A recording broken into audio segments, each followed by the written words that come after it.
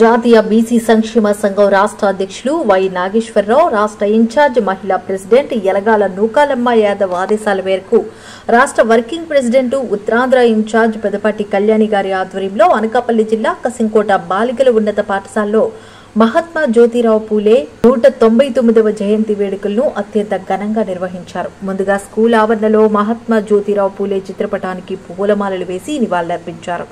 అనంతరం విద్యార్థులకు జ్యోతిరావు పూలే గురించి బోధించారు. ఈ సందర్భంగా జాతీయ బీసీ సంక్షేమ సంఘం రాష్ట్ర working president Uttarandhra incharge Pedapati Kalyani మాట్లాడుతూ సమాజంలో అణగారిన వర్గాల కోసం ఆయన చేసిన కృషి, సామాజిక న్యాయం, విద్య మరియు మహిళా సాధికారత కోసం ఆయన పోరాటం చాలా గొప్పవి అని అన్నారు. ఆయన జీవితం మరియు ఆలోచనలు చాలా మందికి స్ఫూర్తినిచ్చాయన్నారు. కులం పేరుతో తరతరాలుగా అన్ని రకాలుగా అణిచివేతకు, వివక్షతకు గురైన బడుగు బలహీన వర్గాల్లో ఆత్మస్థైర్యం కల్పించి వారి హక్కుల కోసం పోరాడి సాధికారత కోసం కృషి చేసిన మహానీయుడు జ్యోతిరావు పూలే అని, శతాబ్దాలుగా అణచిపెట్టి ఉన్న కింది కులాల గురించి ఆలోచించిన మొదటి నాయకుడు పూలే అని, సాంఘిక సమానత్వం, సామాజిక న్యాయం అంటూ ఆలోచించి ప్రబోధించి దళిత వర్గాలను, బలహీన వర్గాలను జాగృతం చేసిన క్రియాశీలి పూలే గారని, అలాంటి వారి బాటలో అందరూ నడవాలని తెలిపారు. ఈ కార్యక్రమంలో రాష్ట్ర యువజన కార్యదర్శి చింతకాయల కొరలయ్య, అనకాపల్లి జిల్లా వర్కింగ్ ప్రెసిడెంట్ పిల్లల శంకర్రావు, జిల్లా నాయకులు సింహ శ్రీనివాస్, ముల్లి వెంకటరమణ, జిల్లా నాయకులు తదితరులు పాల్గొన్నారు. ఈరోజు జ్యోతిరావు పూలే జయంతి సందర్భంగా ఇక్కడ జాతీయ బీసీ సంక్షేమ సంఘం ఆర్ కృష్ణయ్య గారు స్థాపించినటువంటి మహాసముద్రం లాంటి సంఘంలో నేను ఆంధ్రప్రదేశ్ ఉమెన్ వర్కింగ్ ప్రెసిడెంట్గా, అలాగే ఉత్తరాంధ్ర ఇన్ఛార్జిగా ఇక్కడ పెదపాటి కళ్యాణి కసింకోట ఉన్నాను. అలాగే మా జిల్లా వర్కింగ్ ప్రెసిడెంట్ పిల్లల శంకర్రావు గారు, స్టేట్ సెక్రటరీ కొరలయ్య గారు, జిల్లా సెక్రటరీ శ్రీను గారు, ఇలాగ రమణ గారు, జిల్లా నాయకులు, స్టేట్ నాయకులు అందరమీ కలిసి ఈవేళ కసింకోటలో బాలికోన్నత పాఠశాలలో ఈ కార్యక్రమం చేయాలి అని చెప్పి మేము నిర్ణయించుకోవడం జరిగింది. ఈ కార్యక్రమానికి మాకు 2 రోజుల ముందే మా వై నాగేశ్వరరావు గారు రాష్ట్ర అధ్యక్షులు, నూకాలమ్మ యాదవ్ గారు రాష్ట్ర మహిళా అధ్యక్షురాలు మరియు ఏపీ ఇన్ఛార్జ్ అయినటువంటి నూకాలమ్మ యాదవ్ గారు మాకు పిలుపునివ్వడం జరిగింది. మీరు జ్యోతిరావు పూలే గారి జయంతి ప్రతి ఊరు వాడవాడలా జరిపించండి, ఇది మనం గుర్తు చేసుకోవాల్సిన అవసరం, ఆయన రుణం తీర్చుకోలేనిది మా బీసీలము అని చెప్పి పిలుపునిచ్చారు. ఆ విధంగా మేము కార్యక్రమం చేసుకుంటూ వెళ్తున్నాం.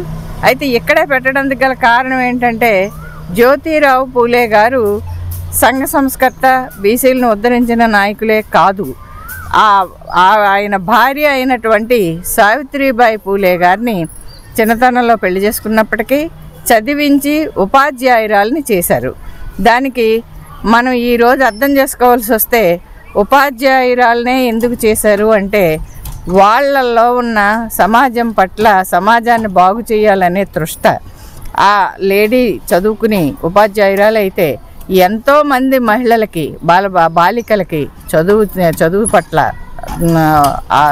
ఇంట్రెస్ట్ చూపించి వాళ్ళని, పేదవాళ్ళైతే వాళ్ళకి తగినంతలో సహాయం చేసి విద్యాబుద్ధులు నేర్పించి ఉద్యోగస్తులుగా తీర్చిదిద్దే అవకాశం ఉంటుంది అనే ఉద్దేశంతో వాళ్ళకు ఉన్నంతలో ఎంతో త్యాగాలు, ఎన్నో కష్టాలు, ఎన్నో బాధలు ఓర్చుకుంటూ జ్యోతిరావు పూలే గారు సమాజానికి, సావిత్రిబాయి పూలే గారు మహిళలకు ఎంతో సేవ చేస్తున్నారు.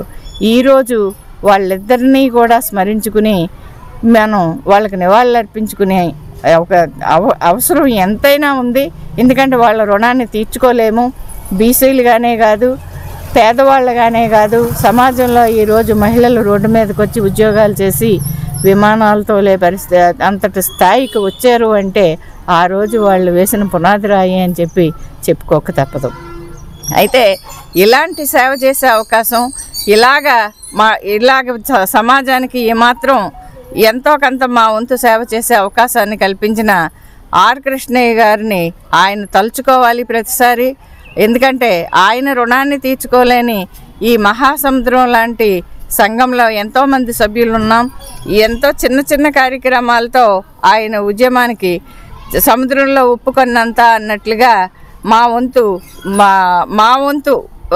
సహకారం, మా వంతు పని మేము చేసుకుంటూ వెళ్ళడం అనేది మేము చేస్తూ వస్తుండడాన్ని మా అదృష్టంగా భావిస్తున్నాం.